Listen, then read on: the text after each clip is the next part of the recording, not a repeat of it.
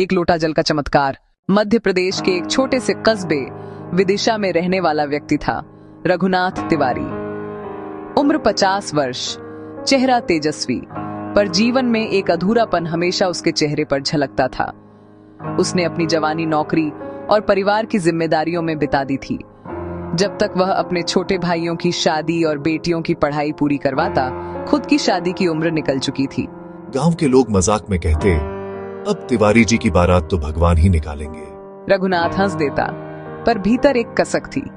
वह चाहता था कि कोई उसका भी जीवन साथी बने, जिससे वह अपना शेष जीवन बांट सके। पंडित प्रदीप मिश्रा जी का प्रवचन। एक दिन गांव में खबर आई कि पंडित प्रदीप मिश्रा जी महाराज सीहोर वाले का शिव महापुराण कथा का आयोजन पास के शहर में होने वाला है। पूरा क्षेत्र उत्साहित था। रघुनाथ भी अपने मित्र के कहने पर कथा में चला गया। कथा के 5वें दिन पंडित जी ने कहा, जो भी व्यक्ति जीवन में अड़चने झेल रहा है, चाहे विवाह की हो, संतान की हो, धन की हो, वह नित्य प्रातः काल स्नान करके भगवान शिव के शिवलिंग पर एक लोटा जल अर्पित करे और एयूएम नमः शिवाय का जाप करे। भगवान शिव स्वयं उसकी मनोकामना पूरी करेंगे। ये शब्द रघुनाथ के हृदय में गहराई से उतर गए। अगले ही दिन से रघुनाथ ने अपनी दिनचर्या बदल दी। सुबह 4 बजे उठना, स्नान करना और अपने घर के आंगन में बने छोटे से शिवलिंग पर एक लोटा जल चढ़ाना। वह जल अर्पण करते समय धीरे धीरे बोलता, हे भोलेनाथ, मैं अब तक अकेला रहा, पर अब जीवन साथी का साथ चाहता हूँ। जैसे आपने पार्वती को पाया, वैसे ही कृपा करें। दिन बीतते गए। पहले 1 हफ्ता, फिर 1 महीना। लोगों को लगा कि यह बस उसकी आदत बन गई है, पर रघुनाथ का विश्वास अटूट था। एक दिन शिवरात्रि का पर्व आया। उस दिन रघुनाथ ने पूरे भक्ति भाव से उपवास रखा।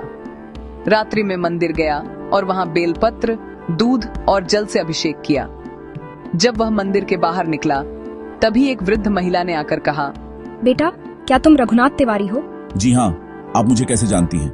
मेरी भतीजी है सुनीता, 40 वर्ष की। उसका पति 5 साल पहले गुजर गया। वह बहुत धार्मिक और सरल है। अब शादी नहीं करना चाहती, पर मैंने सपना देखा कि भगवान शिव ने कहा उसका जीवन साथी तैयार है, जिसका नाम रघुनाथ है। इसीलिए मैं तुमसे मिलने आई हूँ। रघुनाथ के रोंगटे खड़े हो गए। उसे लगा मानो भोलेनाथ ने स्वयं संदेश भेजा हो। मैं आपकी भतीजी से एक बार मिलना चाहूंगा, यदि वह चाहे। कुछ दिनों बाद वह और सुनीता मिले। दोनों ने धर्म, जीवन और साधना पर बातें की।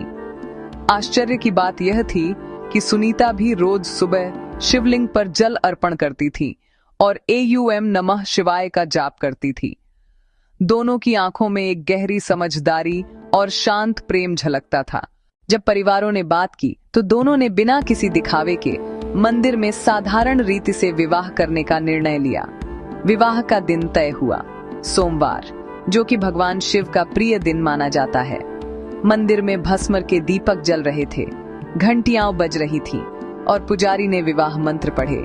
रघुनाथ ने सुनीता के गले में मंगलसूत्र बांधा और मन ही मन बोला, हे भोलेनाथ, आपने मेरी खाली झोली भर दी। उस क्षण उसकी आंखों से आंसू झरने लगे। भीड़ में से किसी ने कहा, देखो, यह है भगवान शिव की कृपा। एक लोटा जल ने जीवन का रुख बदल दिया। विवाह के बाद दोनों ने अपने छोटे से घर को मंदिर जैसा बना लिया। हर सुबह दोनों साथ में शिवलिंग पर जल चढ़ाते, भजन गाते और जरूरतमंदों की मदद करते। रघुनाथ कहता, मुझे आज भी याद है जब पंडित प्रदीप मिश्रा जी ने कहा था, भोलेनाथ पर जल चढ़ाना जीवन में आनंद और संयोग का स्रोत है। मैंने सुना भी और माना भी, तभी तो आज मेरा जीवन पूर्ण है। विश्वास और श्रद्धा में वो शक्ति है जो असंभव को संभव बना देती है। जहां विज्ञान और तर्क समाप्त हो जाते हैं, वहां भक्ति का प्रकाश आरंभ होता है।